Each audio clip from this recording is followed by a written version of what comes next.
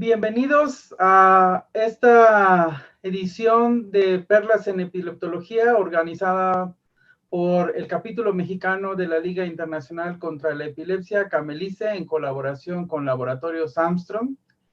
Camelice es una entidad académica sin fines de lucro, alineada a la Liga Internacional, cuyo objetivo es asegurar que los profesionales de la salud, pacientes y sus cuidadores, en colaboración con los gobiernos locales, puedan adquirir los recursos académicos, asistenciales y de investigación que son esenciales para el entendimiento, diagnóstico y tratamiento de las personas que sufren epilepsia.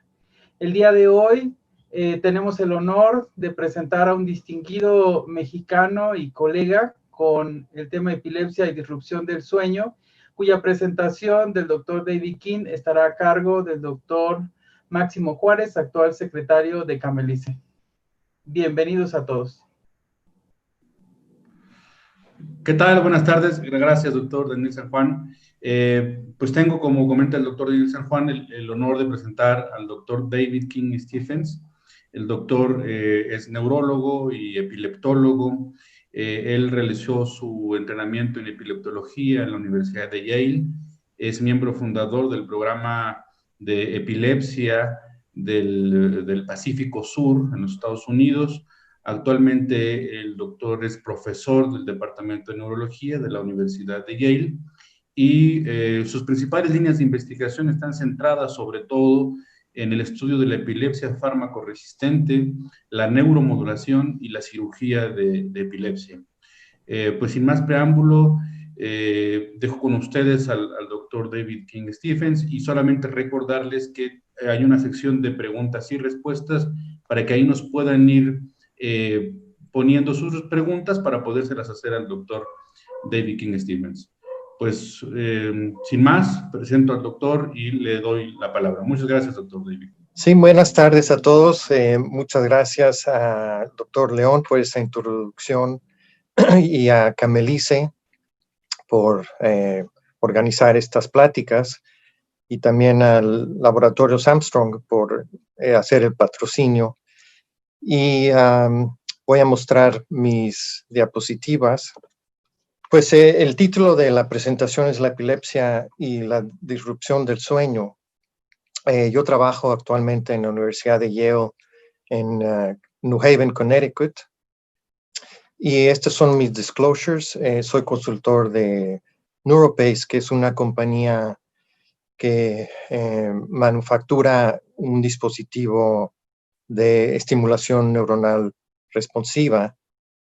Y voy a presentar algunos de mis trabajos que he hecho con el dispositivo, más no con la compañía.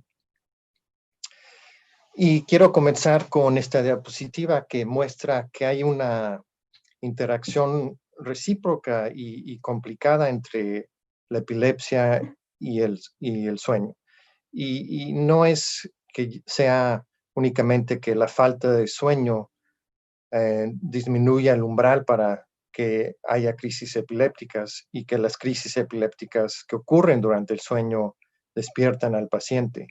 Es mucho más complicada y difícil y es muy importante reconocer que estos problemas ocurren en nuestros pacientes porque afectan la calidad de vida de estos pacientes significativamente. Entonces, la presentación está dividida en estos puntos. Primeramente hablaré de la comorbilidad de los trastornos del sueño y la epilepsia. Después veremos cuáles son los síndromes epilépticos que tienen predilección para ocurrir durante el sueño. Aunque los efectos de los fármacos en arquitectura del sueño a veces son negativos, no voy a hablar sobre estos esta noche. Seguiremos con una revisión de los patrones circadianos de la actividad epileptiforme y luego los efectos del sueño en actividad epileptiforme interictal y a su vez qué es lo que pasa con la arquitectura del sueño cuando ocurren estas actividades epileptiformes. Y concluiré con la revisión de cuáles son las consecuencias de no tener una buena arquitectura del sueño en la función cognitiva de nuestros pacientes. Entonces, primeramente, quiero revisar algunos estudios que han investigado la prevalencia y las características de estos trastornos del sueño en pacientes con epilepsia. Este es un estudio escandinavo que se realizó en una clínica grande de epilepsia y donde tomaron a 480 pacientes, los compararon con controles sin epilepsia, controles sin enfermedades, obviamente, de trastornos de sueño o enfermedades neurológicas, y les dieron unos inventarios para evaluar los síntomas que indicaran que había una disrupción o un trastorno de sueño. Y estos inventarios han sido validados no solamente en pacientes con epilepsia, pero también en otros problemas neurológicos. Y como pueden ver en las barras negras, a comparación, son pacientes con epilepsia, y estos eran pacientes con epilepsia de foco localizable. La barra blanca es los controles. Y cuando les preguntaron que si habían tenido problemas de sueño en los 6 meses previos a ser evaluados, o que si habían tenido la noche anterior a la evaluación un problema de sueño, la diferencia fue estadísticamente significativa. Y cuando preguntaron con más detalle cuáles son estos problemas del sueño, pueden ver aquí que en casi todos estos síntomas, por ejemplo, el insomnio, síndrome de movimientos, paroxismos de las piernas, o sueño excesivo diurno, la apnea o la narcolepsia, la diferencia fue estadísticamente significativa. Y sabemos que problemas del sueño no solamente afectan el umbral para las crisis, sino también la función cognitiva. Estos estudios han sido replicados por varios grupos, y estos grupos, por ejemplo, en Estados Unidos, en otras partes de Europa, han demostrado que la prevalencia de estos trastornos del sueño en pacientes con epilepsia son mayores que en controles, ya sean controles sin enfermedad neurológica o con problemas neurológicos no relacionados a la epilepsia. La mayoría de estos estudios involucran el Epworth Sleep Scale, y esto demuestra que estos pacientes reportan tener fatiga durante el día, tener sueño durante el día y que tienen problemas de la memoria. Y estos estudios muestran resultados similares en pacientes pediátricos y adultos. Y cuando se realiza la polisomnografía, diversos grupos han reportado que entre un 54 y un 71% de estos pacientes tienen una apnea obstructiva, o en un tercio de estos pacientes pueden tener movimientos periódicos de las extremidades. Y interesantemente, el tratamiento de la apnea con CPAP o de los movimientos de las extremidades, sin haber hecho cambios en el tratamiento farmacológico de la epilepsia, mejoró el control de estas crisis en un 26%. Por lo que es muy importante preguntar a estos pacientes si tienen algún síntoma que sugiera que hay un trastorno del sueño independientemente de la epilepsia.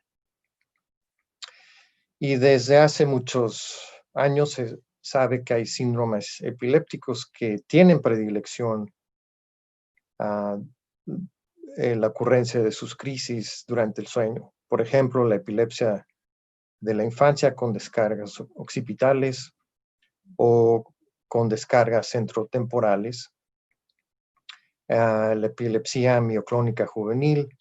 Nuestros pacientes reportan que la transición entre el sueño y el despertar puede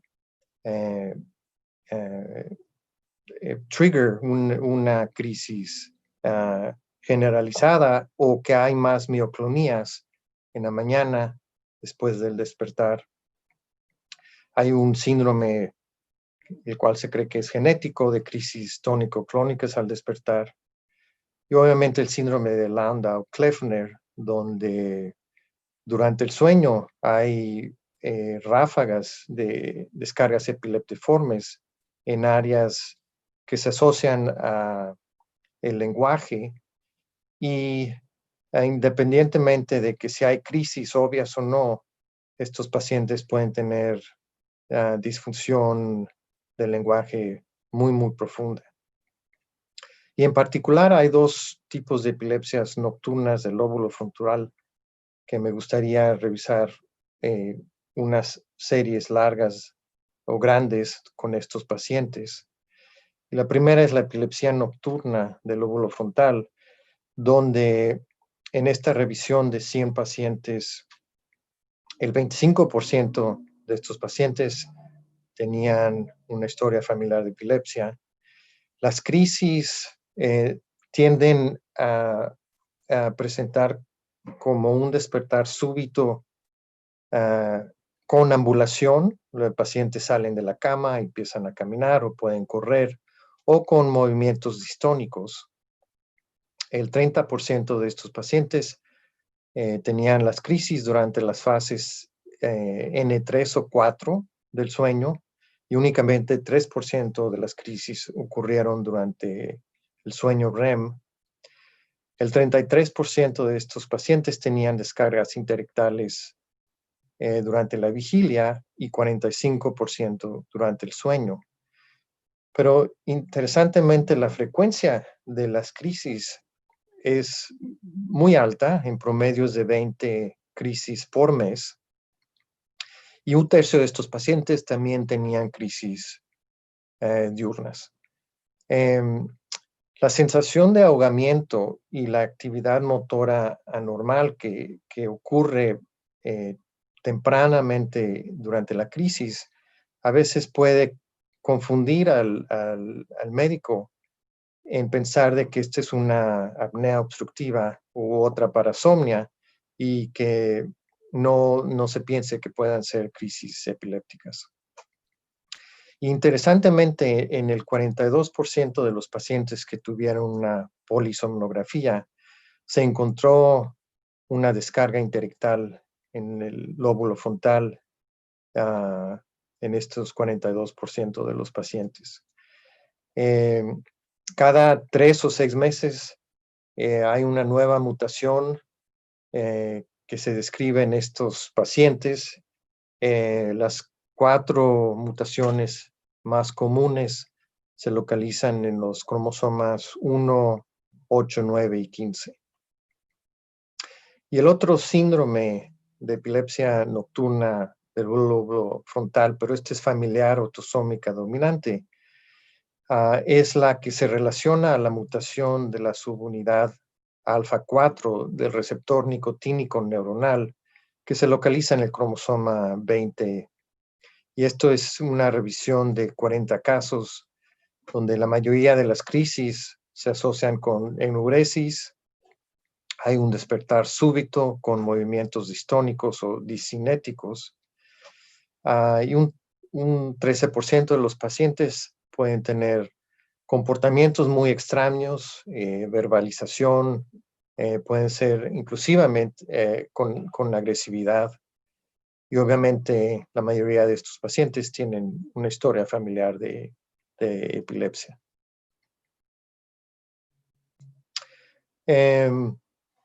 Ahora, ¿cuáles son los efectos del sueño en la actividad epileptiforme? Bueno, se sabe que el sueño modula la actividad ictal e interictal en animales y humanos, y que durante el sueño no REM hay una hipersincronización del electro que facilita el inicio o la propagación de ciertos tipos de crisis epilépticas.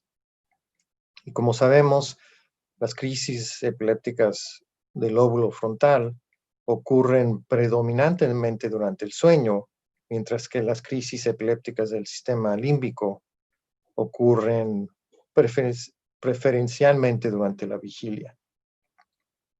Y la mayoría de las crisis epilépticas del sueño, cuando ocurren en el estado N2 y es menos frecuente en estados más profundos de sueño y aún menos frecuentemente en el sueño REM. Entonces, ¿cuál es esta interacción del sueño y la epilepsia? Bueno, sabemos que los osciladores del ritmo circadiano, que están organizados en un sistema jerárquico, donde el núcleo supraquiasmático es el que modula, es el reloj modulador de estos otros órganos neuronales, coordina la función bioquímica y fisiológica celular a través de la liberación de péptidos que pueden modular la liberación de cortisol y otras hormonas como la melatonina. Pero estos a su vez están regulados por relojes moleculares. Y por ejemplo, hay dos genes, estos se llaman VAL1 y CLOCK, donde se conoce que si hay una mutación o variación en los genes de estos relojes moleculares, estos pueden afectar la estructura normal del ciclo vigilio-sueño, estos ritmos circadianos que están presentes en todos los sistemas y en casi todas las células del cuerpo. Y hay estudios recientemente en animales donde se manipula genéticamente la expresión de estos genes, donde se ve que se puede generar modelos de epilepsia. Entonces hay mecanismos genéticos que modulan la variación circadiana de estos focos epileptógenos.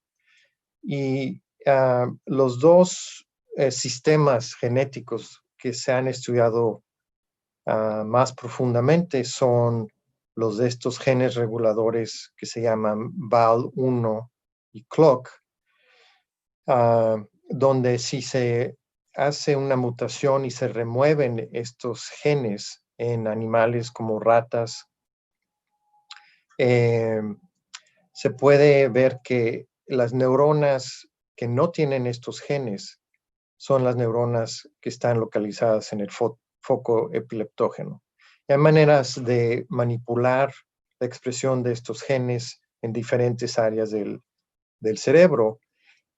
Por ejemplo, en estos modelos animales, esta expresión de estos genes se puede hacer para que haya expresión en el núcleo supraquiasmático, más no en células corticales, por ejemplo, del lóbulo frontal, y estos son los animales que tienden a tener crisis epilépticas. El otro sistema genético que regula los relojes circadianos es la vía mTOR, que es una vía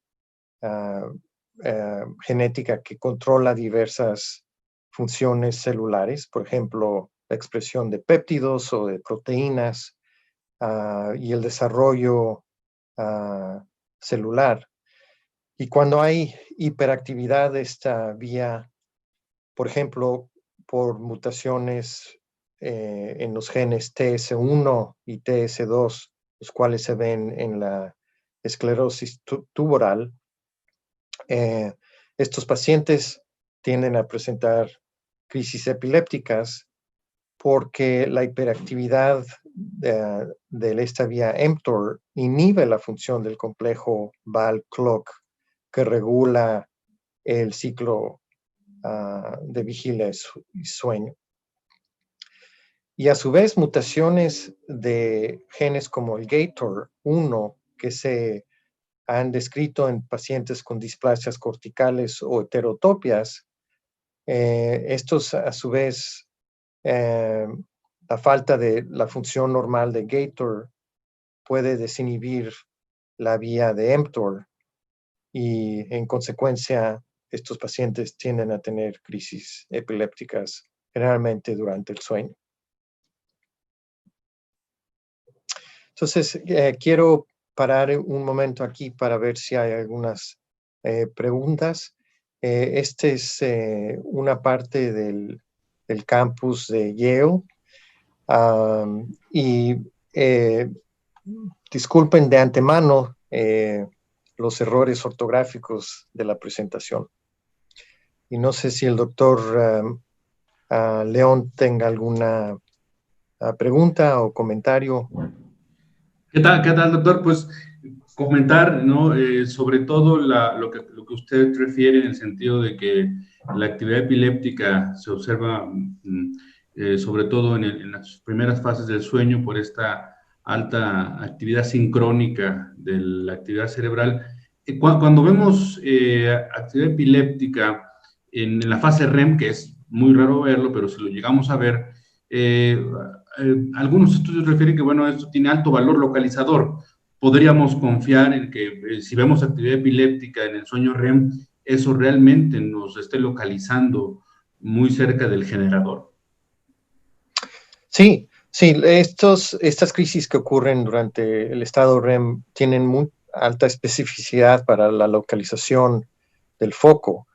Desafortunadamente son muy infrecuentes. Entonces, la probabilidad de que se puedan capturar crisis que ocurran durante REM no es muy alta. Doctor Daniel. Sí, como en todos los seres humanos, el tiempo que pasamos dormidos es distinto. O sea, los bebés contra las personas mayores de 60 años, ¿qué se esperaría para los pacientes que duermen menos? O sea, como de manera biológica, porque los pacientes de 60 años pues dormirán mucho menos que los bebés o los niños. Entonces, esperaríamos que las crisis fueran más, que fueran igual o que realmente no tuviera tanta influencia el tiempo que pasamos dormidos a diferente edad. Sí, es buena pregunta. Yo no he visto algún estudio que controle la ocurrencia de crisis epilépticas o de descargas interictales. Y la edad, como usted menciona, obviamente con edad se duerme menos. Pero en general, esto es muy general. La epilepsia en la edad avanzada no es tan refractaria como tiende a ser en edades infantiles o personas más jóvenes. Ya sea eso que sea relacionado por el sueño, no lo sé. Sería buena línea de investigación explorar eso. Sí, porque es lo que hemos visto, que los pacientes mayores de 60 años en realidad no son tan refractarios. Claro, y puede ser, obviamente, hay factores biológicos, factores como la etiología de la epilepsia que influyen qué tan severa va a ser.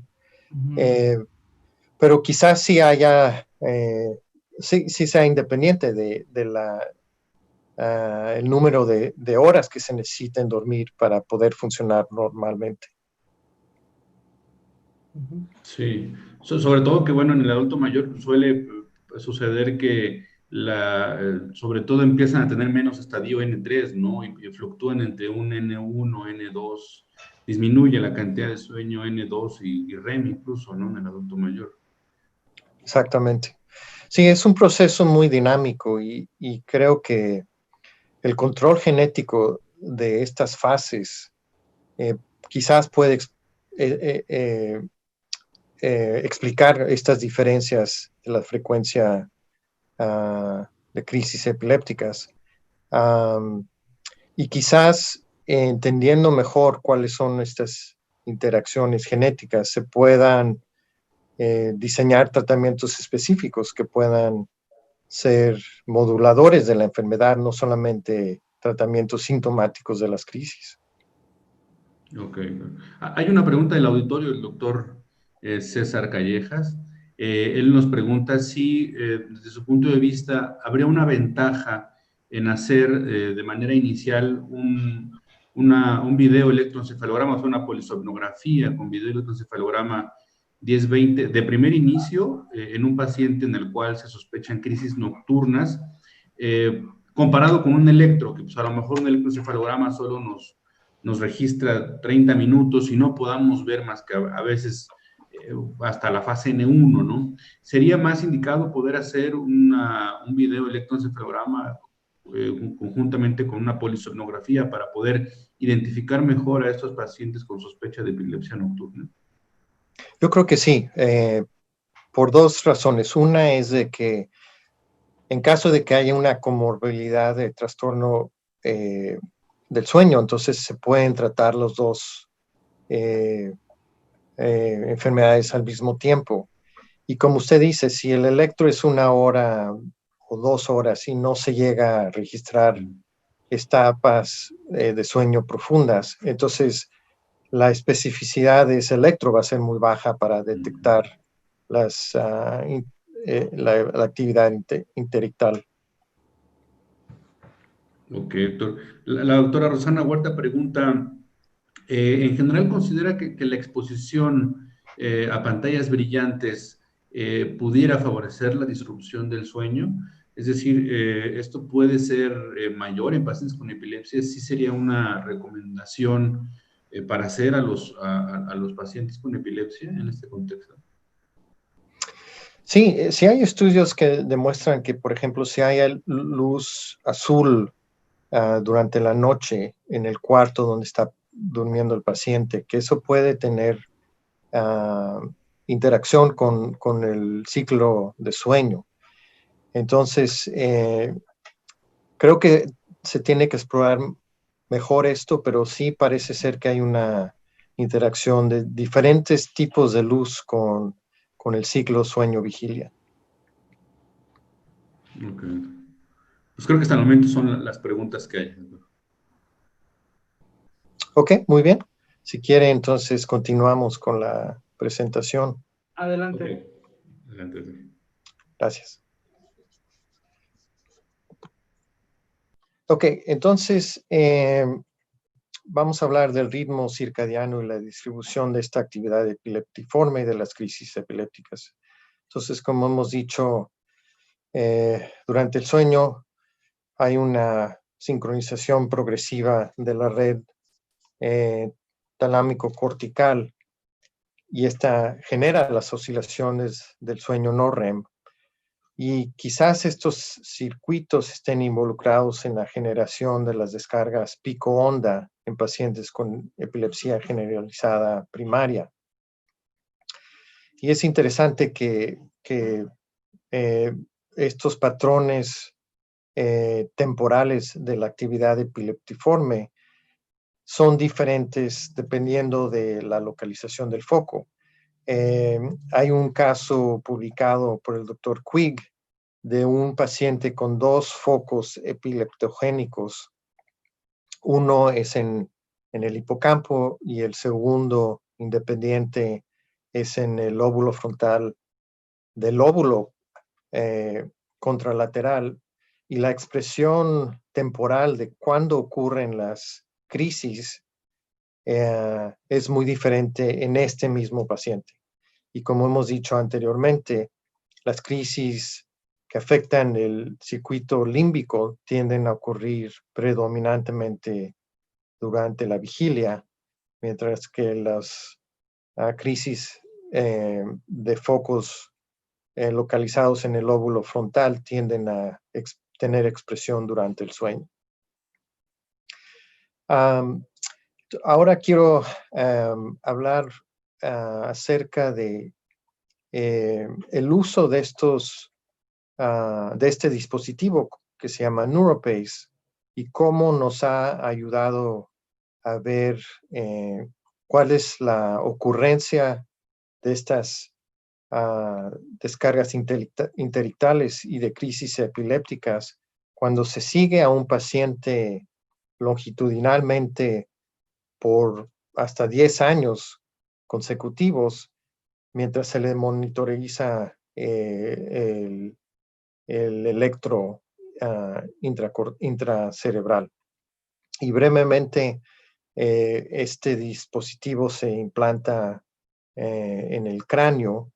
El dispositivo puede monitorizar la actividad cerebral continuamente y tiene la capacidad de detectar actividad anormal que es específica del paciente y dar una estimulación cuando se detecta esa actividad anormal. Pero también puede puede grabar esta actividad electrográfica, puede hasta ser 6 minutos cada 24 horas. El paciente puede transmitir esa información que está grabada en la memoria del dispositivo, lo puede transmitir por la vía internet a un website donde entonces el médico puede revisar esta información. Y por ejemplo, hemos publicado algunos estudios donde vemos cuáles son estos patrones de actividad interictal durante el sueño y vigilia en estos pacientes. Esto es un histograma donde las barras azules, mientras más altas, indican el número de actividad interictal anormal que se detecta dependiendo de la hora en que se está capturando. Y por ejemplo, en este paciente, cuando se le sigue por 12 semanas consecutivas, se ve que hay una actividad interictal que aumenta a partir de las 10 de la noche y tiende a disminuir después de las 6 de la mañana. Y hemos visto entonces cuál es la distribución de este ritmo de actividad epileptiforme en ciclos de 24 horas. Y en la mayoría de los pacientes, esta actividad aumenta durante el sueño, independientemente de la localización topográfica de los electrodos, pero en contraste, las crisis epilépticas ocurren en diferentes patrones circadianos, dependiendo de la localización del foco epileptógeno. Estos estados, esta transición del estado interictal al ictal, está modulada por factores circadianos que a veces ocurren cada 20 a 30 días y también en ciclos ultradianos, los cuales están relacionados a la localización de la red epiléptica. Cuando hablamos de ciclos ultradianos, estos son menores a 24 horas. Estos patrones de varios días que se llaman multidianos son variables entre diferentes pacientes, pero son muy estables por paciente, aun cuando se le sigue por 10 años,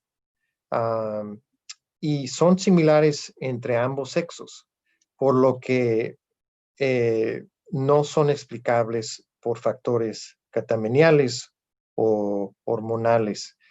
Entonces aquí podemos ver, por ejemplo, que cuando vemos estos grupos de pacientes, estos son 36 pacientes que se les sigue por un periodo de 7 a 8 años en promedio, que hay ciclos que son circadianos, hay ciclos ultradianos de 12 horas, y luego que hay pacientes que tienen ciclos multidianos, que pueden ser de 7 o 15 o 30 días.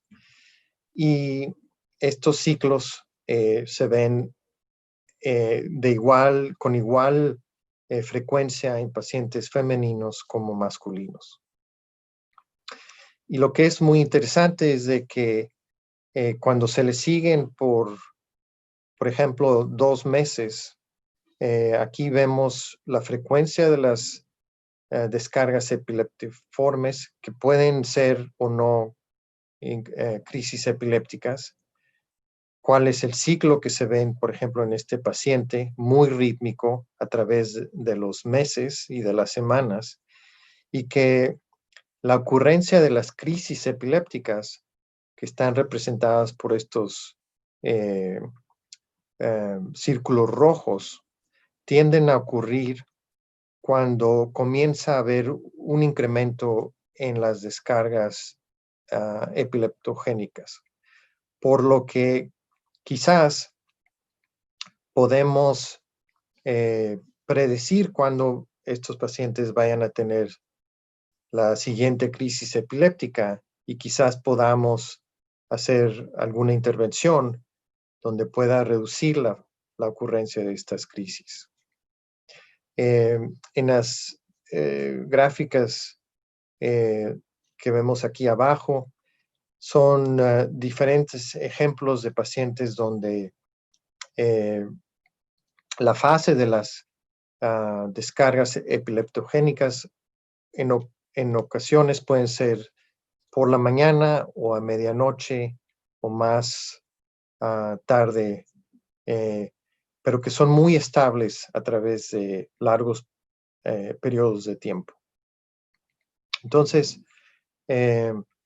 ¿cuál es el efecto de esta actividad epileptiforme en la arquitectura del sueño? Pues desafortunadamente estas descargas intelectuales y obviamente las crisis epilépticas pueden fragmentar la arquitectura del sueño, y esto resulta en la reducción total de sueño y reducción específica en sueño N3 y REM,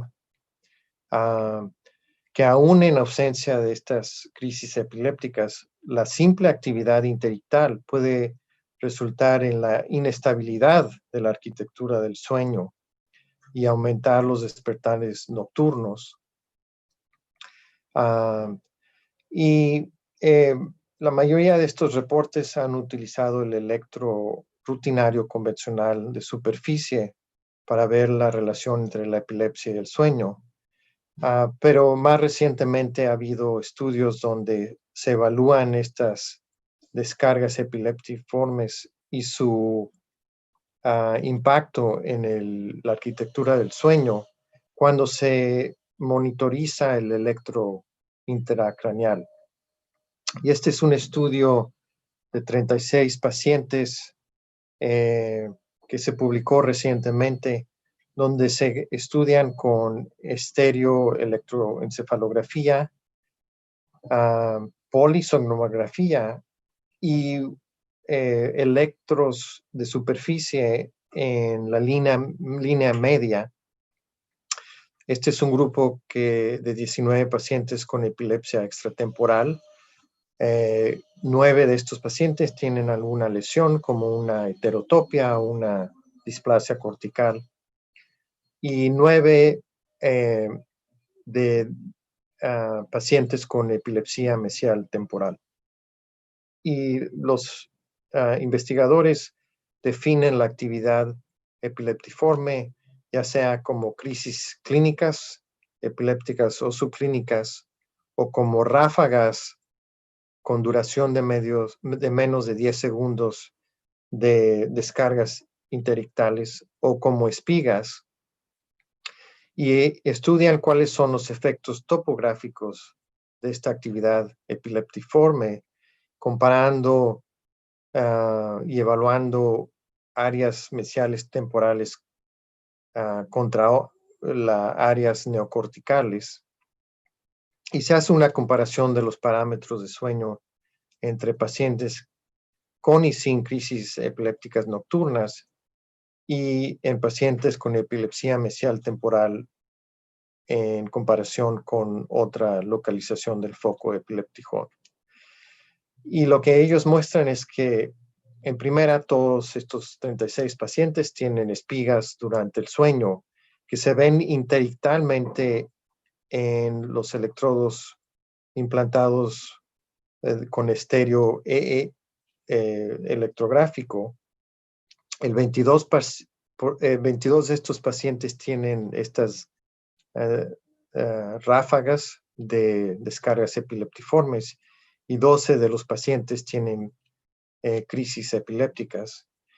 Y la mayoría de las crisis, ya sean clínicas o subclínicas, resultan en el despertar, que puede durar en ocasiones algunos minutos, pero en ocasiones mantienen al paciente despierto por varias horas. Y el índice de estas ráfagas aumenta significativamente antes del despertar, independientemente de la fase de sueño en donde ocurren o del área anatómica donde son capturadas. Pero en comparación, el aumento predespertar del índice de ráfagas, de espigas, fue significativo durante la etapa N2 y REM, y que este índice de espigas aumenta significativamente antes del despertar únicamente en áreas mesiales temporales. Por lo que, aunque el paciente con epilepsia mesial temporal no tenga crisis epilépticas durante el sueño, la presencia de estas espigas interictales puede afectar profundamente la arquitectura del sueño y resultar en pequeños despertares a través de la noche. Entonces aquí podemos ver, por ejemplo, que hay un electrodo implantado en la corteza órbito frontal del lado izquierdo, y se puede ver que hay descargas interictales que no se pueden registrar a veces en los electrodos de superficie, pero cuando son frecuentes pueden resultar en el despertar del paciente.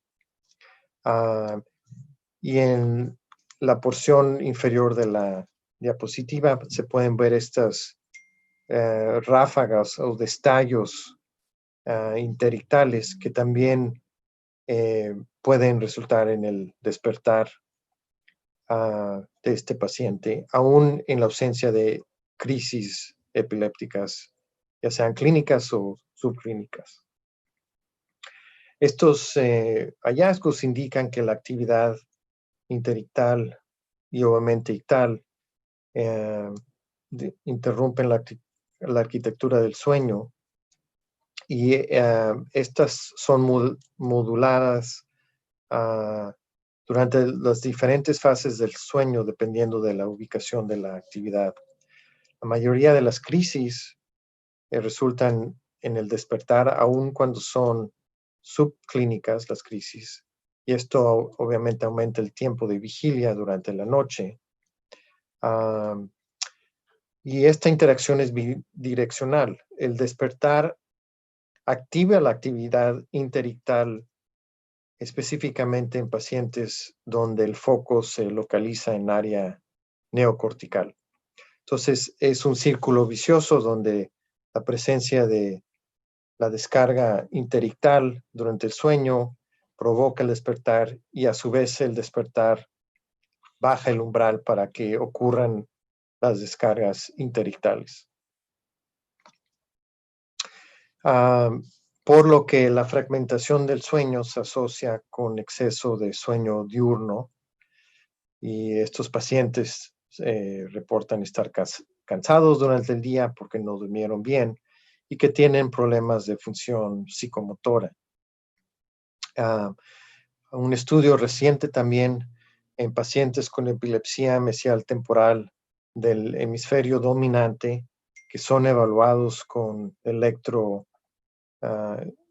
estereográfico han reportado que la retención de la memoria verbal a los 7 días de ser evaluados se correlaciona negativamente con la frecuencia de actividad interictal epileptiforme en el hipocampo cuando ocurre en el sueño, y que hay una correlación no significativa con la memoria verbal cuando la actividad intelectual ocurre cuando el paciente está despierto. Y esto obviamente puede impactar la función de memoria del paciente y la retención de nuevas memorias si la actividad intelectual está ocurriendo durante el sueño. Y otro estudio recientemente publicado por un grupo de Escandinavia vuelve a demostrar que el riesgo de SUDEP es 15 veces más alto en pacientes que tienen crisis epilépticas durante el sueño a comparación con pacientes que no tienen crisis durante el sueño. Y este estudio publicado hace algunos años me pareció muy interesante. Este es un estudio donde toman a 11 pacientes con epilepsia mesial temporal que son evaluados antes y después de una lobectomía con un video electro más polisomnografía, y que son seguidos por 2 años después de la cirugía. Todos estos pacientes tienen una respuesta excelente a la cirugía, y lo que ven es que a 1 año después de la cirugía, todos estos pacientes que habían reportado problemas con sueño muestran un aumento en el sueño total y en el tiempo de sueño REM después de la cirugía, que a los 2 años sigue mostrando. Entonces, T0 muestra aquí qué tan afectado está el ciclo y la arquitectura del sueño en estos pacientes antes de ser operados. Por ejemplo, este paciente solamente tuvo 2 ciclos de REM durante el sueño, y que 1 año después de la cirugía, la arquitectura de su sueño es mucho mejor. Hay más periodos de REM, y a los 2 años esto continúa mejorando.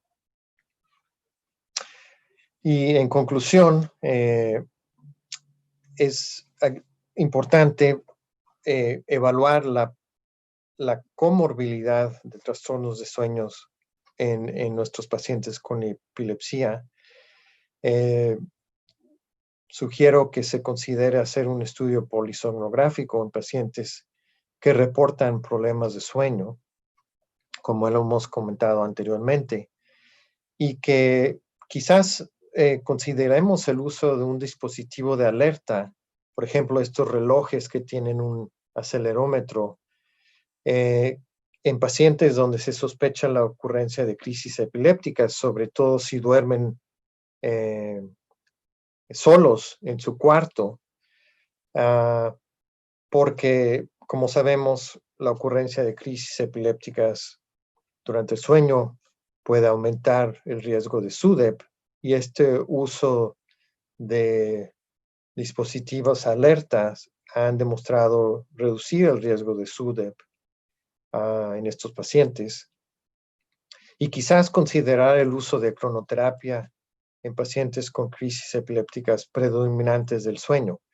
Este concepto de cronoterapia es el usar, por ejemplo, dosis asimétricas de medicamentos antiepilépticos, dando dosis más altas por la noche, o, por ejemplo, no utilizar dosis o formulaciones de liberación lenta en pacientes donde la mayoría de sus crisis ocurren en las primeras 2 o 3 horas después de que se van a dormir, porque entonces el nivel sérico de estos medicamentos no va a ser apropiado para cuando ocurre la crisis, y que hay que ser agresivos en el tratamiento de ambas comorbilidades para que ambos problemas puedan ser mejorados. Y con eso quiero concluir la presentación y tratar de responder a preguntas, si es que hay. Sí, doctor, muchas gracias. Hacen una pregunta aquí y pregunta Norma Lisset Alvarado si los ciclos multidianos van en relación con alguna encefalopatía epiléptica o haber una relación con algún tipo específico de epilepsia.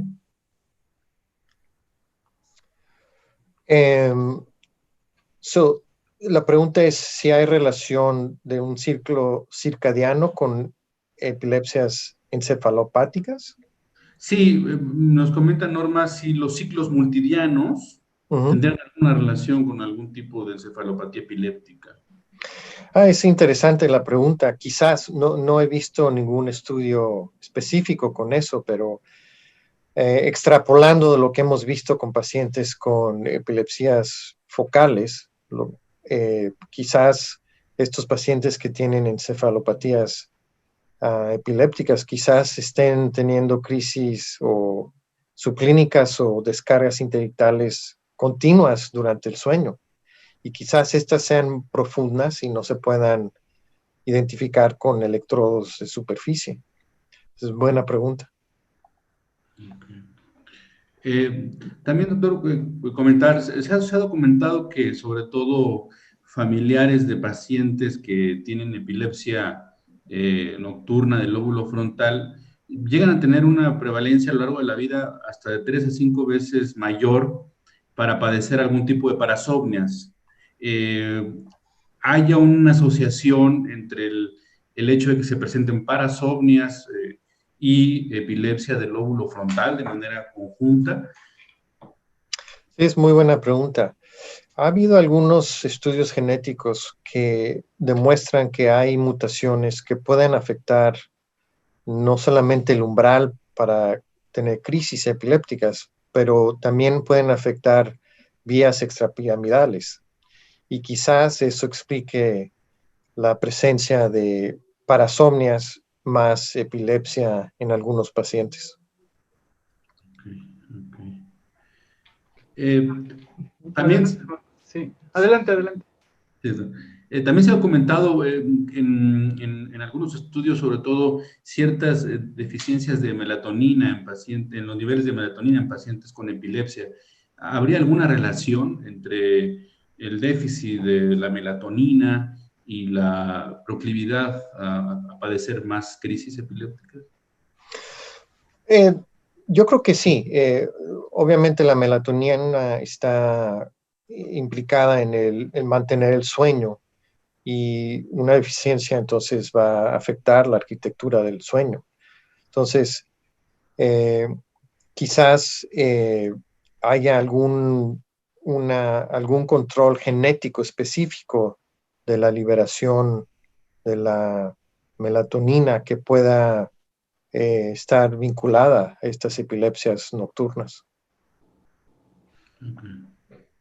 Por ejemplo, sabemos que el cortisol en algunos pacientes, en los niveles altos, pueden resultar en la disminución del umbral de crisis, y que hay disrupción de la liberación normal del ciclo de cortisol en, por ejemplo, estos estudios animales donde se manipula genéticamente la regulación de estos hormonas. Okay. Me pareció muy interesante que estamos en la nueva era de tener ahora registros prolongados con el NeuroPace o con estos registros corticales. Y en el ejemplo que nos mostraba, además de lo aleatorio que eran las crisis, había algunas que parecían clústeres. O sea, con esto va a ser más fácil detectar estos clústeres y optimizar la terapia para esos momentos, más que las aleatorios. Sí, definitivamente. Sí, si hay ciclos que son predecibles, se puede ajustar los parámetros que dan la estimulación eléctrica para tratar de disminuir o controlar el clúster. Obviamente se tiene que hacer estudios longitudinales para ver si es posible poder predecir la ocurrencia de estos clusters, pero quizás va a abrir la oportunidad para poder hacer modificaciones terapéuticas en estos pacientes.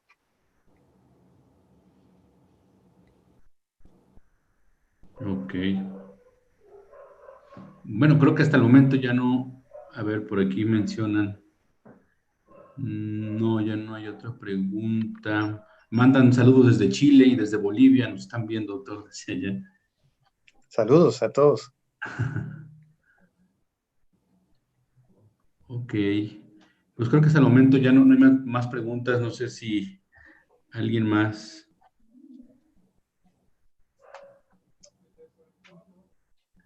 Ok, aquí preguntan nuevamente. Bueno, con la evidencia actual, eh, comentan aquí sobre todo de los fármacos antiepilépticos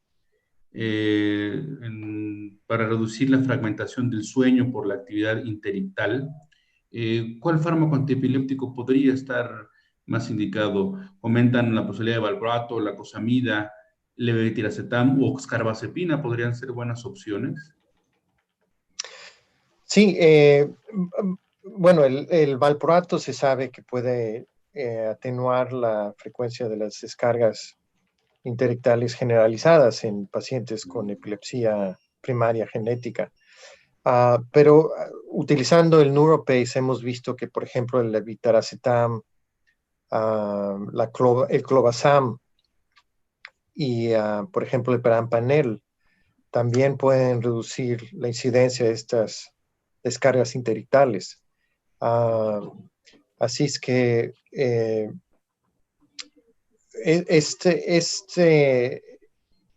esta oportunidad de poder monitorizar estos pacientes por largos periodos de tiempo nos ha ayudado a entender mejor cómo evoluciona la epilepsia y los diferentes subtipos de epilepsia que existen. Ok.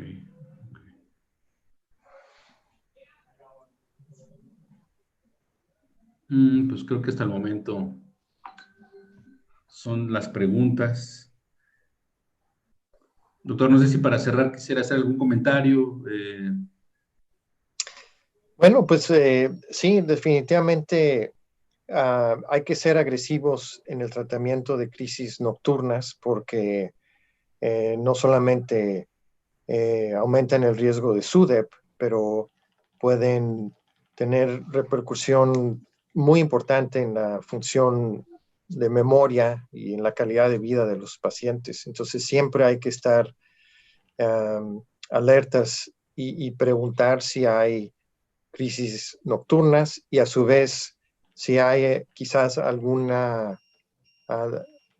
problema de sueño que se tiene que tratar independientemente de el tratar las crisis epilépticas.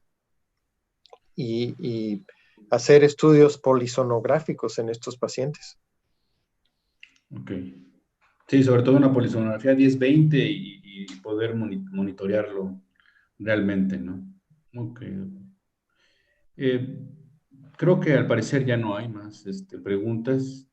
Si no fuera así, pues le agradecemos, doctor, su valioso apoyo. Realmente estamos muy agradecidos con su excelente conferencia y ha sido muy ilustrativo para todos nosotros escucharlo el día de hoy. Muchas gracias. Y si gustan, les puedo mandar copia de las diapositivas. Muchas gracias, muchas gracias. Pues. bueno, comentar solamente que, pues agradecer a todos la oportunidad de haber estado con nosotros el día de hoy. Realmente muy ilustrativa la plática del doctor David King Stephens. Agradecer nuevamente su apoyo y bueno, pues como es Thanksgiving allá en Estados Unidos, pues desearle feliz Día de Acción de Gracias por allá. Y muchas gracias por apoyarnos hoy en un día tan especial. De nada, ustedes. Que estén bien. Hasta luego. Hasta luego, doctor. Ah.